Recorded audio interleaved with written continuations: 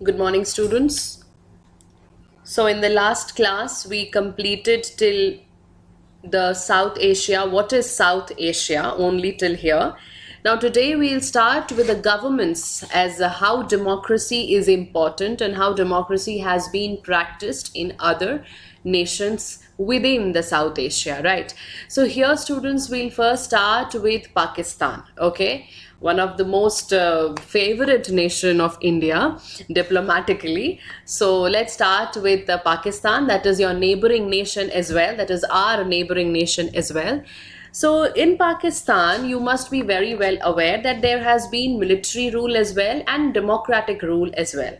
Though democratic rule is not that much appreciated, but military takeover has been a regular phenomenon over there. So let's start with the first one. I've tried to make a flow chart for you so that it gets easier for you to learn as who were the leaders and when and how it took place, right? So we'll start with General Ayub Khan, right? After Pakistan framed its first constitution, General Ayub Khan took over the administration and he got himself elected, right? Then there was a military takeover by General Yahya Khan in 1967. Why? Because General Ayub Khan had to give up his office when there was popular dissatisfaction against his rule. Right. And then Yahya Khan took over the office. At this time, that is 1967, okay, he was there till 1971. So 1971 was your Bangladesh crisis within Pakistan, right? So it was this thing that during military rule of Yahya Khan, Pakistan faced the Bangladesh crisis, and after a war with India in 1971, you see the emergence of Bangladesh as an independent country. So after this, an elected government under the leadership of Zulfikar Ali Bhutto was formed. Okay, this was an elected government, okay, which remained there from 1971 to 1977. Now, in 1977, General Ziaul Haq, he took over the government, okay, and it faced a democratic movement from 1982 onwards. And then there was an elected democratic government that was established once again in the year 1988 under the leadership of Benazir Bhutto. Okay, now students, as Benazir Bhutto came, okay, she was, I must tell you, one of the most famous, one of the most democratic, and one of the most loved leader in Pakistan. She was. Okay, so Benazir Bhutto, she came up, and in that period, Pakistan politics, it centered around the competition. Competition, as in there was two parts. Now there was an emergence of political party. Which party? It was her own party, that is Pakistan People's Party, and the Muslim League. Muslim League, I hope you remember, right? The first party itself, okay, on the basis of which Pakistan was formed, which actually demanded for Pakistan, right? So now there has been two parties over here, that is Pakistan People's Party and the Muslim League. Okay, so the competition was between these two parties, and this phase of elective democracy, it lasted till 1999, when the army came up and General Pervez Musharraf entered the politics of Pakistan. Okay, he removed Prime Minister Nawaz Sharif at that point of time, and in 2001 he got himself elected as the president. So removal of Nawaz Sharif, okay, by General Pervez Musharraf, okay, and at that point of time, after that, since then, in 2001, General Musharraf got himself elected. So this is how Pakistan continues to be ruled by the army. It's by the army rule, and though the army rulers have got some elections to give their rule a democratic image, it was hardly seen. So if you see the current times, then in 2008, Asif Ali Zardari became the president, and then you have at present Arif Alvi as the current president, with Imran Khan as the Prime Minister of Pakistan. That is all about the rules in Pakistan, the rulers in Pakistan. Okay, but you see that there are several factors which have contributed towards a failure in building a stable democracy. Okay, what are these failures? Number one, There's a dominance of military. This is a debatable thing, students. You can just simply think about it. Why has Pakistan has not been able to maintain a democratic government? Why? It's a thoughtful thing. You can simply think about it. It's an obvious thing, rather. Number one, it is a dominance of military people, the clergy, the landowning aristocracy, which has led to frequent overthrow of the elected governments. You see so many of the elected governments, and then you also know why are they removed, by whom are they removed. Most of the elected democratic leader, be it the most important example of Benazir Bhutto, right? The army stepped in, removal by Parvez Musharraf, you have the military takeover by General Yahya Khan. So all of them are the military people. Military has been continuously dominant in Pakistan, and that is why there's a failure of democracy, there's a failure of elections, there's a failure of elected governments, right? So next is Pakistan's conflict in India has made the pro-military groups more powerful. And they have said that political parties and democracy in Pakistan are flawed.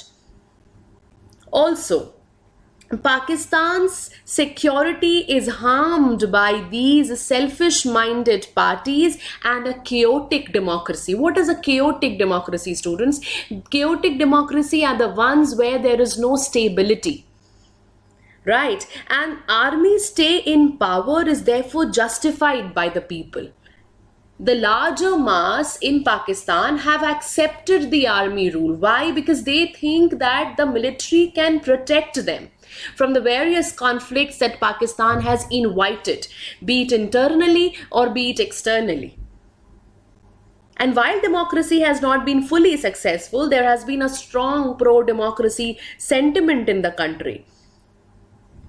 The lack of genuine international support for democratic rule in Pakistan has further encouraged the military to be there, to continue its dominance.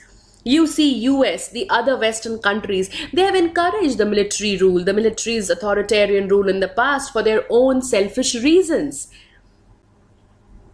Right, and their fear of the threat of what they call as global Islamic terrorism. What is a global Islamic terrorism here, students? It's the religious fundamental elements which has centered around the Islamic principles, creating disturbances and terror throughout various parts of the world in the name of religion. The religion does not preaches it so. Okay, it's about the fundamentalism. Okay. So that is there, and that is why the apprehension that Pakistan's nuclear arsenal might fall into the hands of the terrorist groups, the military regime in Pakistan has been seen as the protector of the Western interests. It is seen as a protector of the common people. Okay, so that is why you see largely the presence of military and the ignorance towards democracy. Okay, the rejection that is meted out to the principle of democracy. Is it clear till here, everybody? If you have any doubts regarding this part, please, we can discuss about it. Okay, you can let me know, and I'll put that in the next video, because it is very much interesting over here. Why military is appreciated, though it is dominating the atmosphere in Pakistan, and why is democracy not appreciated? Okay, though there are pro-democracy movements over there. Right? Okay, let's move on to the next topic, that is Bangladesh. Now, students, as far as Bangladesh is concerned, Bangladesh was part of Pakistan from 1947 to 1971. It consisted of the partitioned areas of Bengal and Assam from the British India. Okay, I shall show you this with the help of this map. See this map over here. You see the parts of Bangladesh, right? Let me show you the other map. It is better explained over here. You see each and every marked areas has been explained. The red lined areas are your boundary of British Indian Empire. This part is a union of India. The green part is your Pakistan. So East Pakistan is this one and West Pakistan is here. So the people of West Pakistan, they dominate the people of East Pakistan, right? And how do they actually dominate? So they dominated by imposition of Urdu language. They started to destroy the culture of the land. That is, they started imposing Urdu language, and therefore there was a protest where the people started demanding fair representation in administration, fair share in the political power, and they began protest against the unfair treatment which was meted out to the Bengali culture and the language. Now here you see the emergence of Awami League leader, that is Sheikh Mujib-ur-Rahman. Sheikh Mujib-ur-Rahman belonged to Awami League, and he led the popular struggle against the West Pakistani domination. Then there was an election of 1970. Within this election, the Awami League led by Sheikh Mujib won all the seats in the East Pakistan, and they secured a majority in the assembly for the whole of Pakistan. But the government that was dominated by the West Pakistan refused to accept this. And then you see again the military interruption, that is under General Yahya Khan. They tried to suppress the mass movement of the Bengali people. Now since this happened, thousands were killed by the Pakistani army. Sheikh Mujib got arrested, and there was a mass movement of the Bengali people that was suppressed by the Pakistani army led by General Yahya Khan, which led to thousands of people being killed and finally large-scale migration. Since there was large-scale migration, where would these people migrate? Naturally, they would migrate to India. You see the migration people. Here it is the migrant. You see the movement of Hindu and Sikh refugees. Again here, this is the whole thing that is talking about, students. Don't go for the arrows which are here. These are for the other issues. You concentrate for the time being till here. If this is creating a problem for you, you can look for here. This is Bangladesh, right? So the migration happened in India, and that led to a decision given by the Indian government that Bangladesh must be independent, because East Pakistan wanted autonomy. And the government of India supported the demand of the people of East Pakistan for their independence and helped them financially. Okay, this resulted in a war between India and Pakistan, that is a war of 1971, and where finally, with the surrender of the Pakistani forces, the war comes to an end, which finally led to the emergence of Bangladesh as an independent country. Okay? This is all about the democracy in Bangladesh, or the emergence of Bangladesh as an independent country. Okay, now what were the changes that were brought in Bangladesh? And then gradually we'll talk about Nepal, Sri Lanka and the Indo-Pak conflicts, whereas the relations between India and its neighbors. Okay, so I'll stop here for the day. If you have any problem, do let me know. Thank you, students.